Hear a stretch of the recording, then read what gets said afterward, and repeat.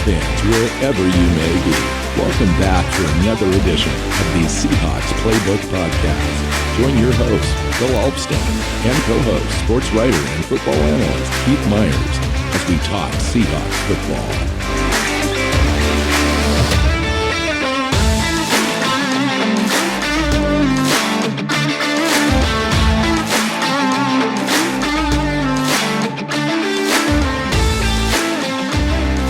Seahawks fans, welcome back to another edition of the Seahawks Playbook podcast. I'm your host, Bill Alvstad, sitting down with co-host Keith Myers. We're here to talk roster predictions, 53-man roster prediction show. We've made it to the end of preseason and now a couple weeks hiatus before we get to the regular season kickoff on September 13th. Welcome in, man. Yeah, so this is a fun show. It really is. This is one of those where we argue about guys, whether or not they are going to make the team or not. And in the end, the team goes outside of the organization and finds guys in the waiver wire, or we're both wrong. So that's true. That's very true. And that's almost guaranteed to happen this year. Yeah. And it's all part of the fun. I mean, that's why we do this show, right? Because it's a blast. So yeah, this is the sixth annual. Sixth annual. We've been around a while. So this is the 346th or 47th episode overall that we've done together. You keep track because I've lost count. It's remarkable, really. We're getting to the point where we're passing up the Field Goals podcast as the most prolific podcast of any Seattle Seahawks show. And we've done it by having regular shows like the 365 Seahawks. 7 days, not 7 days a week, 365, but each week. We haven't missed a week. And so you have like the Seahawkers pod has been, we're actually approaching them in terms of number of episodes, but they've been around for like 8 years longer than we have. The difference is they shut down during the off season. Yeah. And only, shout out to Dan Viens and Dana O'Gorman have been named the new co-hosts of the Seahawkers podcast.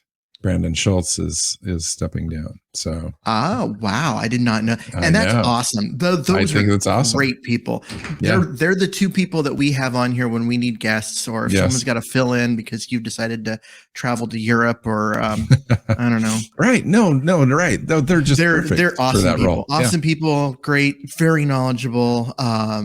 Good podcasters really know their stuff. I've already got it guaranteed that we're going to be guests on that show. So, I don't doubt that at all. They're friends. Yeah. Both of them used to write.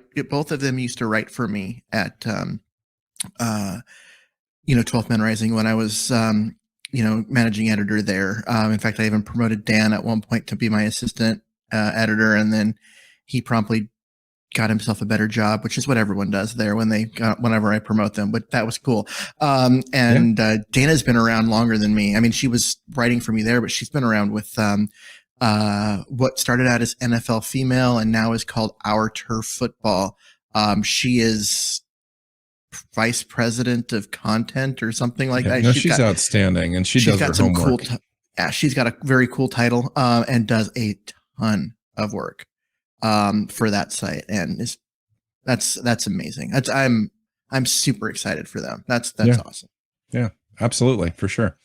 Okay, so the way we're going to do this is the way that we kind of usually break this down. We're going to go offensive first, offensive side of the ball first. We're going to talk about players, position groups, and we're going to find out where our differences lie. I'm sure there will be a few, but we both brought in our own rosters to evaluate. So here we go. Let's start at the top. Let's start at quarterback. Yeah. I've got two quarterbacks on the roster. I got Geno Smith and then Drew Lock / Jimmy Garoppolo, because if they get the Jimmy Garoppolo thing done, Drew Lock's gone. And if they don't, Drew Lock makes the roster as the backup. I think Keith and I are both in agreement here in the Jimmy Garoppolo speculation. I think we have credible sources pointing to the idea that Seattle is in fact interested, is in on this game.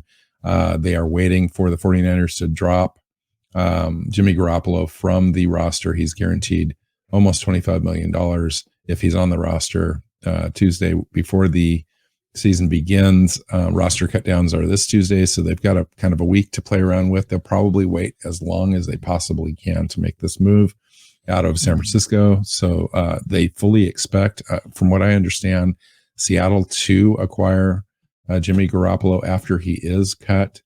And they just want to try to minimize the damage of facing him 2 times a year by not allowing Seattle to have him on opening day and to integrate him right away. Yeah. So and Seattle plays San Francisco in week 2. Exactly. So by pushing the date that Garoppolo joins Seattle back as far as possible, they're hoping that they can face Geno Smith in week 2 and that Garoppolo. That's exactly right. Take over. That's exactly the way this is going to play out. So I'm understanding this is almost a done deal type situation. So it will be very interesting. I think this will end up being the top story of the week, if not 2 weeks here as we approach the regular season. So just something to monitor, but right out of the gate, Geno Smith and is been named the starter by Pete Carroll, and then Drew Lock's the backup. We'll see how this plays out, because in our last show, I asked you, okay, Jimmy Garoppolo's on the roster with Geno Smith and Drew Lock. Who do you cut? And your answer was pretty quick. Yeah, you cut Drew Lock. Drew Lock. Yeah, and I think you've seen what he's about. You've had him in the building all off season. You saw him during practices. You saw him in the games, and then you made a decision not to name him the starter. That drastically reduces his value overall to, I think, this franchise, and not a long-term answer. No, and I think the only way that you keep Lock over Geno is if you believe that there's going to be some pushback by players for starting Garoppolo over Geno. Starting week 3 or whenever it is. If you think that that's going to create a locker room problem, then you go ahead and you keep I think if that was the case, and this is the play, and Jimmy the Garoppolo's on John Snyder's radar, obviously, and so forth, and that's the deal, I think that you would have named Drew Lock the starter and gone about it that way. But once you name Geno the starter, that changes things a little bit. So I'm going to be very curious as to how this plays out. The other option here is if the Seahawks get offered a draft pick for one of the other. If Houston's gonna send you a 6th round pick for Geno, I'll keep Lock. Yeah, right. Then you get an asset for it rather than just cutting him loose. You've got 2 very inexpensive quarterback options available, but either has proven to be starting caliber in the NFL, and so, but they would be legitimately looked at as being backups. So we'll see how that plays out. Let's look at running back, because I've got 5 making the roster, but one of them is a special teams guy in Nick Bellore. Okay. So really, I've got 4. We did talk about this one prior to the show, and in the way that we deal with Nick Bellore, because he's just a special teams guy. He's a utility guy who's a special teams captain, and he's going to make the roster, we both feel. And I've got him in my linebacker group. You've got him in the running back group. Nonetheless, he's part of the 53. And then beyond that, Rashad Penny, Ken Walker, I've got him as being on the active roster day 1. Some people are talking about having him start the year on, some IR sort of list for the first 6 weeks. Well, and it's 4 weeks now because they changed it. Oh, so that's even easier. Yeah, you could put him on IR because he had that hernia procedure. We aren't sure the details. We thought originally it was a sports hernia, which is rough. I mean, that's just a hard one to deal with. And that was not the case. Yep. But it's not the case. So we don't know what the details are there. Either way, if he does start on IR, it totally changes the way that this roster composition is put together. But I think you had him on the active roster, correct? Going out. So, and I do too. And we'll just kind of play it by ear on that one. If he ends up on IR, do you keep Darwin Thompson, or do you keep a player at another position? That's very interesting. Or Josh Johnson. Yeah, the team may value Josh Johnson. He just didn't have the looks or didn't have the breakout runs and so forth. Now, I will say this: Darwin Thompson Darwin Thompson looked fine and looked he great. Got the touches during but he got the touches in which is did. essentially garbage time of the preseason garbage time. So yeah, but they didn't even give those touches to Josh Johnson. He didn't get touches. Maybe they didn't want to give them to him because he'd already solidified some sort of. They knew what they had in Josh Johnson. They've had him all off season last year. He was on the practice squad, and Darwin Thompson's fairly new. I don't know. Yeah, we'll see. Now, Darwin Thompson, you talked about this in the end of the last show or in between shows that we were talking. Darwin Thompson is definitely had some moments in runs. I'm just not sure how the team views those runs because of the competition that he was. I think he makes a roster. If it's not Seattle's roster, I think he gets picked up. Okay, so I had Penny, Walker, Homer, and Dallas. Homer and Dallas really helped themselves in preseason. I particularly thought Homer was on the bubble entering the summer training camp, and just played himself back on the roster and did a really good job. Absolutely. Okay, so wide receiver. This is where it gets kind of interesting for me and difficult because there's a lot of potential talent, but we didn't see any of it in preseason. And so you kind of have to just kind of go with your instincts, with your gut here. Obviously, Tyler Lockett and DK Metcalf. After that, it gets really squishy. Nobody kind of stepped up and took that third wide receiver spot on this team, which I am concerned about, because if you're a legitimate team and have a legitimate roster, you're going to have a really nice, solid third piece at wide receiver. And the Seahawks just don't. Freddie Swain was there last year. They hoped D. Eskridge would come on. They drafted him high to be kind of a Swiss Army knife toolkit kind of guy from that position. Marquise Goodwin was the veteran signed in the offseason with the world-class speed, but he's 10 years in the league now. And then Penny Hart, Derek Young, Beau Melton, Beau Melton were the 7th round picks. So they've invested into this spot, but nobody's really kind of jumped up and taken those 3rd, 4th, 5th, maybe 6th spots. What do you have, Keith? So obviously Lockett and Metcalf make it. I have them going with Goodwin. He's been hurt. That's why we haven't seen much of him in the last couple of weeks. But Pete Carroll has kind of made comments during his pressers. He's like, yeah, well, when we get Goodwin back for week 1, then like that's the preference to another statement. And so to me, it makes it sound like he's made the roster. Eskridge has made the roster. The fact that he was healthy and came out and played, even if he didn't make a huge impact in this last game and actually kind of give up an interception by not coming back to the football. I think he's just too exciting and too much fun for them to give up on. So he'll make it. So I've got those 4 making it. And then after that, it became harder. I went with Derek Young simply over fun potential. He's had some drops. I get that, but they're not going to be counting on him to play. He's going to be buried on the depth chart and be playing special teams. While he continues to improve as the number 5 guy. And then it really came down to me trying to decide between Beau Melton and Freddie Swain for that last spot. And I've gone back and forth. At one point I had Melton on the practice squad and Swain making it. And then I switched back. And really right now I've got both names written down so I can pick one while we're on the air. Wow. Okay. So you stay there. Hold on. Stay there. Okay. Now I'll do mine and we'll see. We'll have this little banter and maybe we can choose one together. Okay. So I got Lockett, Metcalf, Goodwin, Freddie Swain, Eskridge, and Penny Hart. I had making the roster just based on play and competition. He practiced well. He played well in games, and he's got the diversity with the return ability. Derek Young and Beau Melton were 7th round picks, but no guarantees with that.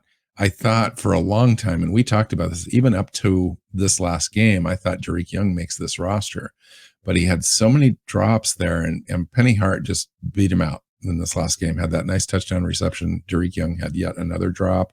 Beau Melton, I thought, was less impactful than Derek Young. So I have both Beau Melton and Derek Young cut, and I'm crossing my fingers that both make it to the practice squad. It's a huge risk, especially with Dareke Young. He's got so much athletic upside and size He will at get that picked spot. off. I know it's going to be tough, but you got to go in with the guys that you're going to win games with potentially. A team like Houston or the Jets will grab him. I almost guarantee it. So I have Freddie Swain and Penny Hart making the roster. Yep. And so I've got this thing was, is it Swain? Is it Melton? Is it Swain? And then that was when I had no Penny Hart just fell off my radar in my head. I was doing this without a roster in front of me. Penny Hart makes that roster spot, and both Freddie Swain and Beau Melton get cut. And I think Beau Melton gets through the practice squad, and Freddie Swain gets picked off. So you have 5 wide receivers, not 6. I have 6. I've got Lockett, Metcalf, Young, Goodwin, Eskridge, Hart. Gotcha. It was Penny Hart stepping up and making it. He's gone from being off the roster to on, just by being reliable. I know Freddie Swain kind of had a rough spot here in training camp, but you know, he proved it on the field last year that he could come in and do it. They expected him to kind of step up in a larger role, or have D. Eskridge step up into a larger role. Neither has done so. One because of injury, and so there's still some upside there, and capital investment in those players, and so I've got both those guys making it. It's Freddie Swain. I think that Beau Melton makes the practice squad. Dareke Young's the guy I'm worried about most. So we'll see how that plays out. Yeah, for me, it came down to I think Goodwin took Swain's job without even. And playing. that's and Swain that's just hasn't been good. That's a tough pill to swallow. Swain hasn't been good, and Goodwin really was until he got hurt, and he'll be back. So, okay, let's move along. Tight end, because this is an easy one. Noah Fant, Will Disley, Kobe Parkinson. Done. All right, let's move on again. So you've got the offensive line in an entire group, and I've got them broken down a little bit, but I've got a total of. I've got 9. 9. I've got 9. Yep. Let's see if we have the same 9 players. Charles Cross, Jake Curran, Stone Forsyth, Abraham Lucas, Damian Lewis, Gabe Jackson, Phil Haynes, Austin Blythe, Kyle Fuller. I don't have. Oh, wait. Cross, Lucas, Blythe, Jackson, Lewis, Curran, Forsyth, Fuller, Haynes. Yeah. Yeah. That's it. Okay. So I've got Charles Cross and Abraham Lucas starting at tackle, Damian Lewis at guard, Gabe Jackson on the other side, but Phil Haynes could come in there, and Jake Curhan, dude. And Kyle Fuller backing up Austin Blythe at center. Yeah. And then Stone Forsyth, I was hopeful to see a little bit more of him and have an impact and hear things about training camp and the team being excited for him. Just hadn't heard that the same way you hear about Jake Curhan. Yeah. So Forsyth came in, he came in as the backup left tackle, got pushed into the competition at right tackle, then got removed from that competition and became the backup left tackle again. And he's just kind of been there. And with Curran getting a lot of playing time at guard next to Lucas, Forsyth becomes more of a swing tackle where he's going to be asked to do both sides. So not only Curhan playing tackle, but now playing guard, and so now he's backing up. He's the first guy off on the field if Lucas gets hurt. Now I don't know if Jake Curran can slide over there and play left tackle. But they've got Stone Forsyth, obviously, and then Gabe Jackson at right guard, or Damian Lewis. If Cross gets hurt, I would not be surprised if Abe Lucas goes in over at left tackle. Wow, Curran plays right. I hadn't thought about that since we talked about it during the draft. But yeah, not mid-game, because mid-game you just bring Forsyth off the bench and you let him finish the game. But then if you can give Abe Lucas a week of practice on the left side, he's got the upside to be franchise left tackle. His footwork is there. He can do the job. It's just a matter of getting him used to playing on the left side instead of the right. Yeah. He took every snap in college at the right tackle spot too. So you'd have to be careful with that one. But I agree. I mean, this is one of the best upside picks that the Seahawks have had in a long time. Mm-hmm. Like, it's just exceeded expectations. And I know expectations were pretty high with you and I, Like, I don't even know how he made it to the third round now that we're seeing what we're seeing on the field. He's got first round talent as shown in preseason games. Yeah, absolutely does. I mean, it's crazy that he dropped that low. And there's a lot of talent evaluators that need to look in the mirror and go, well, what did we miss? And what they missed was they had their own blinders on, their own bias against the offense that he played in and the air raid, and didn't look at the player. They looked at the scheme.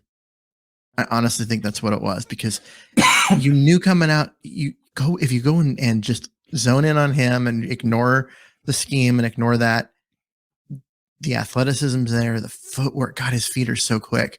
And then he plays with a mean streak that you're not used to seeing from an air raid. I think it is the demeanor that makes him up as a player that is the difference. You know, all that quick feet and all that stuff. That's great, but he has the skill. He has the skills to go with the quick feet, and then he's got the mind and the will to want to impose his physical nature on people. And you can't teach that part. And he's got that. And that's the part that you can't really tell when you're evaluating prospects in the draft. I thought that we did a pretty good job on his evaluation. I'll have to pat ourselves on the back on that. We both were in on the Abe Lucas train early in the process. Yeah.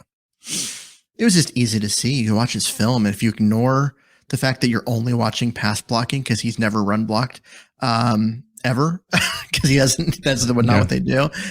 You look at his pass, he was NFL ready as a pass blocker.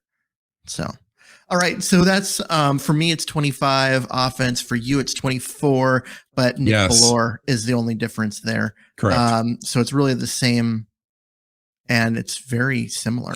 And the reason that I went with 26 defenders is I thought there was just more talent on the defense and special teams ability. And with the exception of Bellore, because I have ended up with 26, I actually had a hard time filling out this side of the roster. I thought that there were the last couple spots. I'm like, is there really guys that I want? Let's go through it, because we do have a couple of differences. So let's start with the defensive line. Yeah. Let's start up front. Al Woods, Brian Monet, Poona Ford, Shelby Harris, Quentin Jefferson, and Miles Adams. Yes. Who played his way onto the roster during training camp and preseason. And I have one extra guy. Who else do you have? LJ Collier. I have LJ Collier not making this team. I have him only because of a numbers game. So I've got 7 defensive linemen.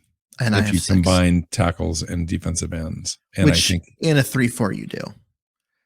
Because there's not really a defensive tackle and a defensive end in a 3-4. You've got a nose tackle. I agree. Defensive end. I'm counting Miles Adams more on the defensive tackle side of the equation here. Yeah. So that's where I've got LJ Collier kind of backing up both, and Quentin Jefferson backing up Shelby Harris and Poona Ford. Okay, so LJ Collier is the difference there. Let's find out where else we're at. The linebacker group is interesting because we've combined inside and outside guys, edge rushers, and all that kind of stuff. So it's a diverse group. But go through it. So for the outside linebackers, the pass rushers, Darrell Taylor, Robinson, Boye Mafe, and Nwasu, I have making it for the outside guys. And on the interior, Brooks Barton, Vi Jones, and Tanner Muse. Okay, interesting. I've got on the inside Jordan Brooks, Cody Barton, Vi Jones, Nick Bellore. And then you're counting on Nick Bellore actually playing a meaningful role on defense. Well, I think he showed, I mean, the entire preseason and training camp, he was playing linebacker. So there it is. Jordan Brooks, Nwasu are our starters Nwasu and Taylor are the starters on the outside, with Alton Robinson and Boye Mafe backing up. And Tyreek Smith starts the year on the PUP list.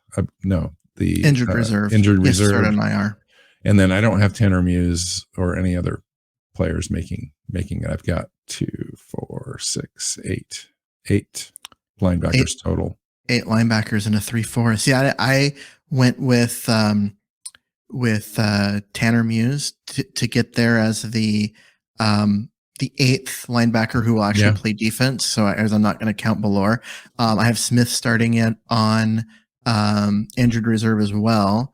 And then I actually came back at the end of this because I needed one more player on the roster. And I was deciding, do we bring in another linebacker or do I bring another defensive back?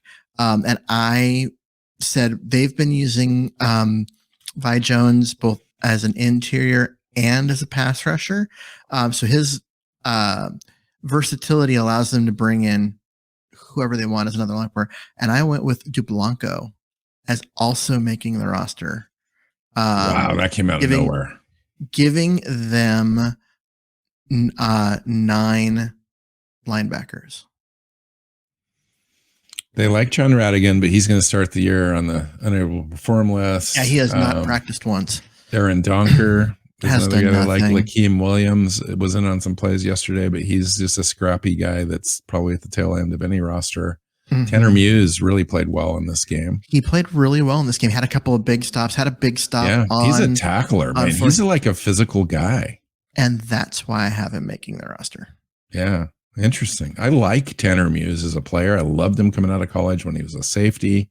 He got to the then Oakland Raiders and they changed him immediately to a linebacker. And I thought, well, that was weird because he was undersized. I think he was like 225 pounds or something like that when he first came out. And but he's a tackling machine. He is. He's around the ball. He's a playmaker. Mm-hmm. And I like that pick, actually. He'll be a great special teams player if he makes the roster. Yep. Okay. And Vi Jones out of that whole list is the surprise of the summer, really, on the defensive side of the ball.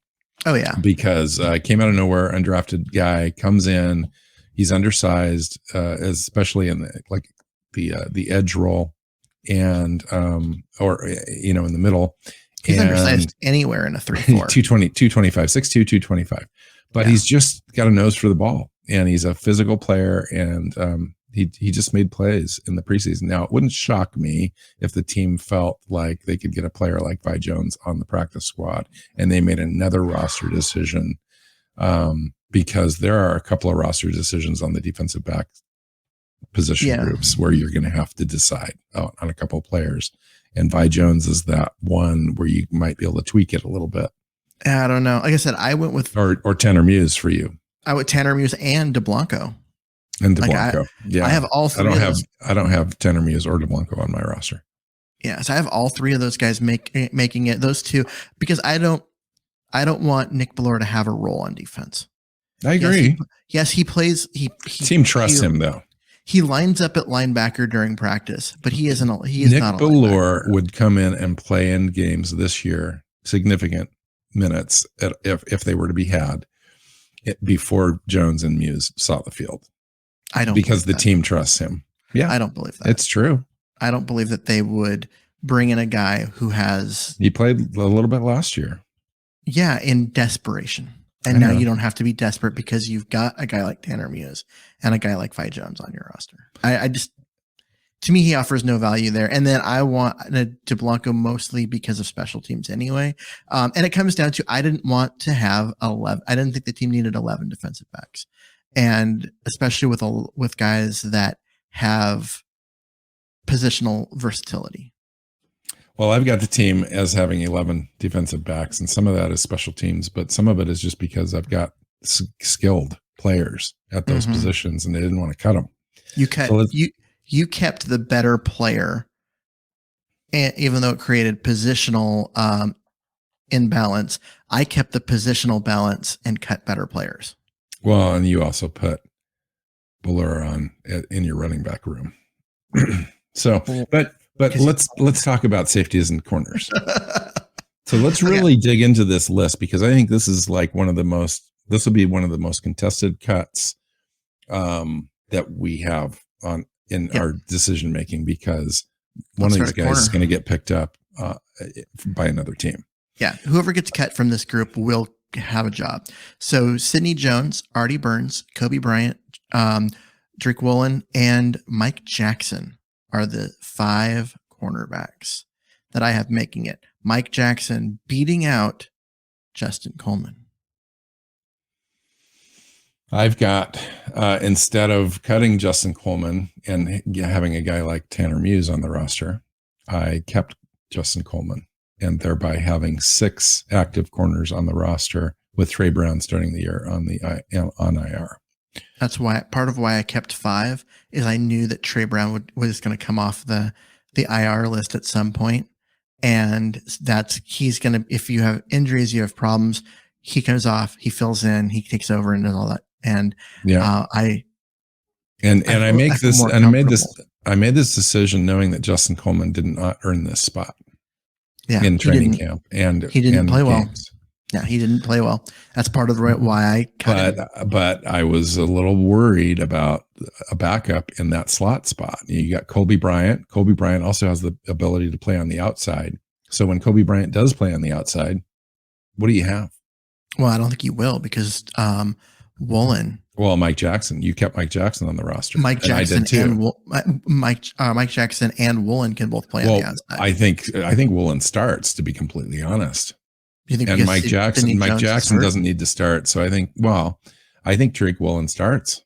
I think Artie Burns might sit, and Sidney Jones is out there with Woolen, and then you've got Burns and Mike Jackson to fill in the spots with Kobe Bryant, being able to be an interchangeable part there. I'm just concerned about players specifically on the roster that have the ability to play in the slot. And you got Kobe Bryant, and then if you cut Coleman, what do you have? Marquise Blair. And that's why I felt comfortable cutting Coleman. Is because if you go to our safeties, right, we're both going to have Diggs, Adams, Jones. Yes. That's your top 3. Yes. Ryan Neal and Marquise Blair. Yeah, those are the 5 that I have as well. And Marquise Blair can play the slot. It is true. So that's how I ended up with my 25. I've got 6 defensive line, 4 outside linebackers, 5 interior, with Vi Jones actually being both, 5 corners, 5 safeties for 25. I have 26 players on defense, and that was my difference. But I kept Justin Coleman. You think that Nick Ballore is a linebacker? Yes. I don't. I built the roster with him as a linebacker, but he's a tweener for sure. Yeah. So, but the part that when I'm looking at this with yours is that you've got what you've got is 6 linebackers. 7, because you have Vi Jones making that. Yes. You have 7 linebackers total. Yes. Including Nick Ballore. No, yes. It's correct. It's 7 and Nick Ballore, right? Robinson, Taylor. I have Mafe, 8 Noasu. actually. I have 8 with Nick Ballore. So you have 7 linebackers on your roster. Yes. And then you counted Nick Ballore as a linebacker. Yes. Whereas I have 9 linebackers on my roster, not counting Nick Ballore. So there's the big difference. Yeah, that is the big difference, isn't it? Because I cut Coleman in order to make room for Muse, and I cut LJ Collier to make room for DeBlanco. I don't know if the team does that. DeBlanco's a guy that you can have in your practice squad. I mean, he may have shown in a preseason game, but I'm not sure if that's enough to add him to the 53. For me, it was more of LJ Collier may provide them with more insurance from that interior pass rushing position that both Shelby Harris and Quentin Jefferson provide. See, and I think that with Adams and Ford, Adams emerged, didn't he? With Adams and Puna being able to play those, the 3 tech, 5 tech spots. Puna Ford can also play the nose tackle. We've seen him do that his whole career, but I didn't need the extra depth for a guy that hasn't done anything. He didn't make the roster. Like he's making the roster because he got drafted high a few years ago. That's very true. Not because of anything he's actually done. He could be the surprise cut of the defense. Really, I mean, you don't cut first round picks, but this could be one. This could be one. He hasn't done anything to take the job. You're right. That's a perfect way to explain it. Yep. Interesting. Yeah, I like it. I mean, either way, I think we have good roster composition. I like it. I'm a little worried about giving away defensive back talent. I think Marquise Blair's on the bubble. John Reed is certainly on the bubble. They may shock me and keep John Reed over Justin Coleman because John Reed can play in the slot as well.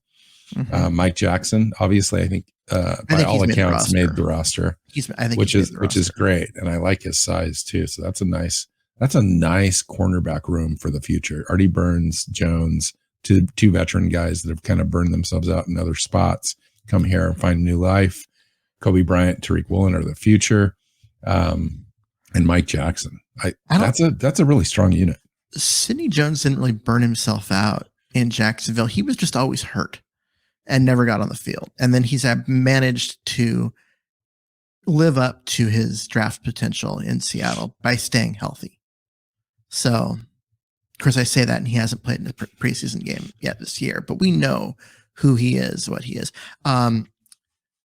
Artie Burns looked really good early in camp and then got hurt. And him getting hurt, he was back in this last game, allowed Tariq Woolen to really shine.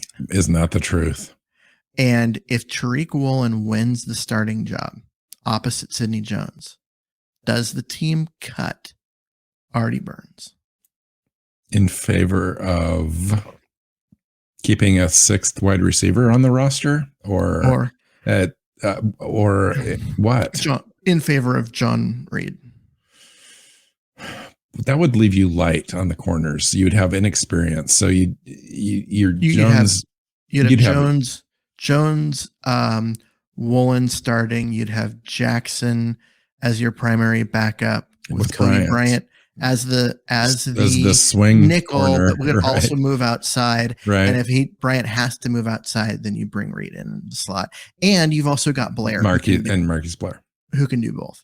I mean, certainly you could make a case for that. I just don't. Artie Burns is so inexpensive, and he showed that he played really pretty well in this scheme, and he does have that veteran presence. I would hate to give that out. I agree with you. I'm just playing devil's advocate, seeing what you'd say. I think Artie Burns makes the roster because they don't have a veteran presence in that room. I mean, Sidney Jones would be the most veteran guy, and he has 1 year of actually playing. Yes. He's got 4 other years of being in the league, but being on injured reserve. He's got 1 year of actually playing. Yeah. When Trey Brown comes back, the whole equation changes because you're going to end up cutting a guy, and it's probably Artie Burns, especially if Tariq Woolen plays well. If Tariq Woolen takes that spot, Artie Burns is going to be looking at he's got a time clock, right? And when it goes off, he's done. And that time clock is Trey Brown. The exception of that being is that's assuming that all 5 of these guys are healthy when it's time for Trey Brown to come off injured reserve. Absolutely. All it takes is one person to get hurt, end up on injured reserve themselves. Trey Brown takes their spot, and team moves on like nothing happened. Fun conversation. Anything else that you want to highlight or talk about? Jason Myers made the roster. Yeah, we knew he made my roster as well, but that could change. Ott and Dixon made the roster. Yes. Myers has been too inconsistent, given his cap hit. And so they'll look for someone if they think they can equal his production in terms of everything that he does, kickoffs, field goals, extra points, everything. If they think they can equal his production and save $3.5-4 million, they'll do it. But right now, I got him on the roster. All right, I think we should get out of here. He's got the best last name in the entire NFL. I'm not going to argue because nobody's going to ever have my last name. So I think that we have a good roster. I'd like to come back on Tuesday after the cuts and have a show and see how we did. How about that? Yep. We'll see how all of my brilliant ideas here are just completely wrong. Yeah. And I didn't start with brilliant ideas, so I've got nothing to worry about. Right.